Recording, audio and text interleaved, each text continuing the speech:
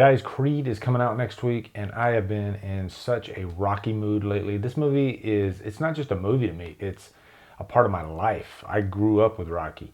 So I've been waiting to do a review for all the Rocky movies, but I thought, hey, why not go ahead and review the first one before Creed comes out? So without further ado, let's review Rocky.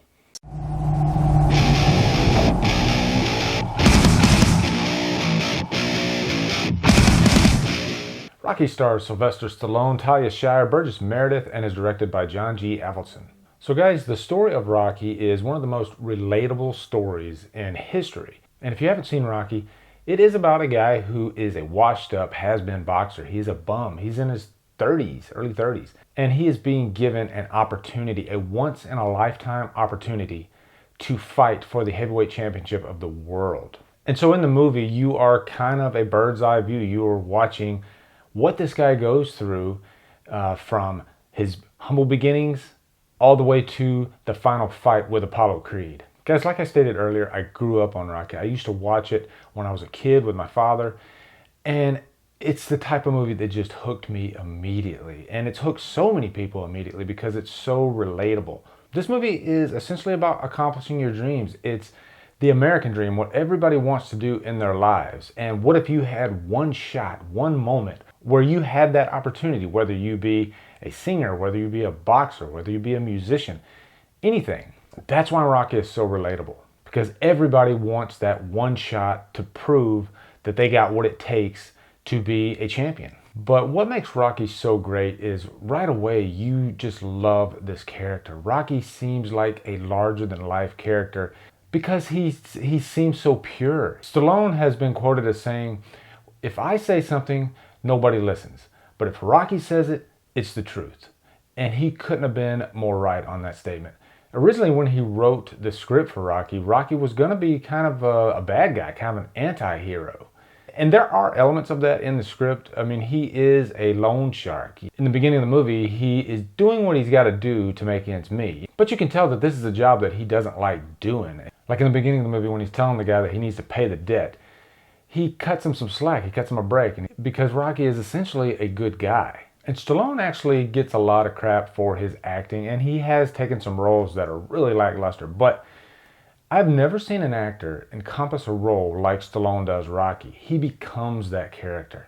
When you watch a Rocky movie, it's like Stallone steps out of himself and he becomes Rocky. And that's who you see through the whole movie.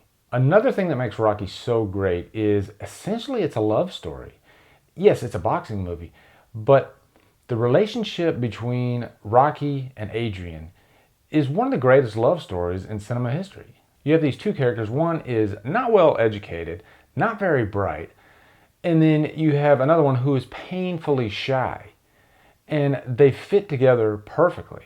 And there are quite a few scenes in this movie where they rarely say anything to each other, but so much is said through their mannerisms. And you really buy their chemistry. And all the way up to the very last frame of this movie, you know this is a love story. Stallone has even said, if you watch that very last frame, right before the credits, he wanted to stop this movie at the penultimate moment in this guy's life. So when you see Rocky at the end of the movie, he doesn't care if he's won the fight or not.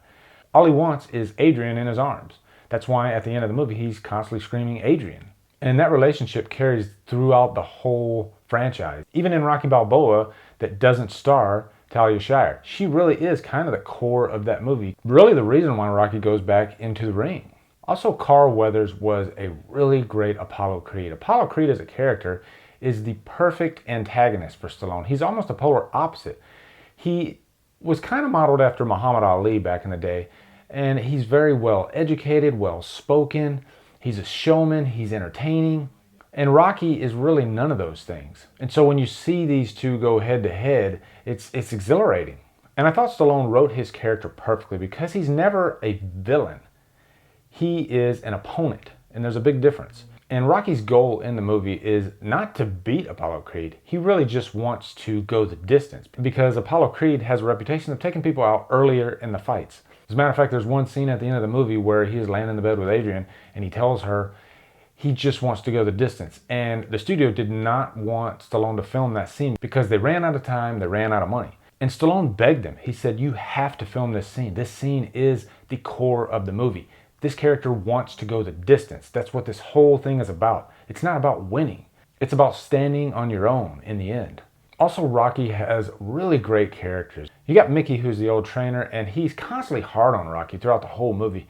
And you find out later that it's because he believed in Rocky and he didn't respect him because he basically became a two-bit loan shark. So he thinks he threw away his career. And you can tell that Mickey really loves Rocky.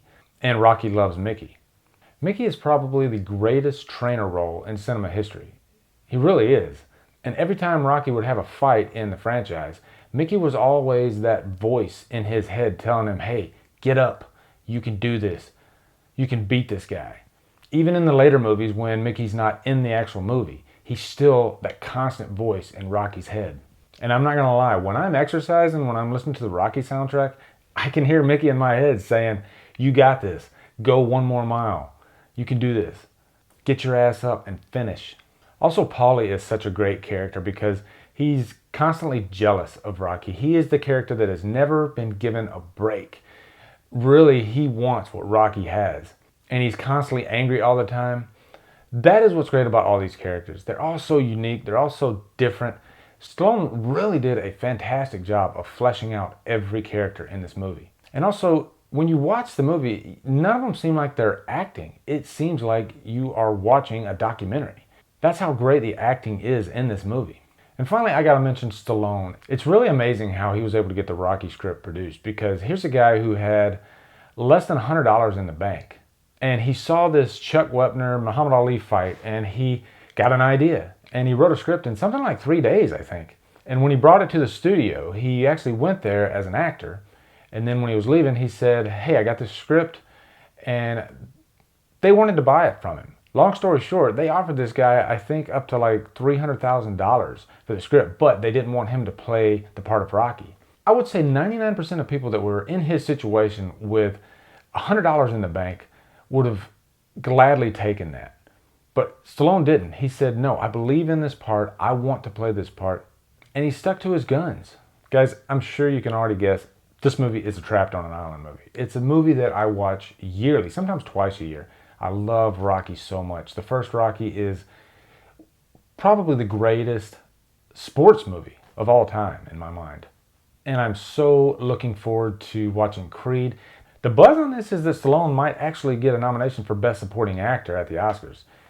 And wouldn't it be so cool, because he was actually nominated for Best Actor for Rocky back in '76. And so almost 40 years later, he might be getting a nomination for Best Supporting Actor. And if he won, I think that would be it'd be the ultimate underdog story. So anyway, guys, what are your favorite Rocky movies? I've already reviewed Rocky 4. I'll post a link to that, and I'll pop a card up here so you can check that one out. Now, granted, that is one of my first reviews that I did early on in my movie reviewing adventures. So tread with caution.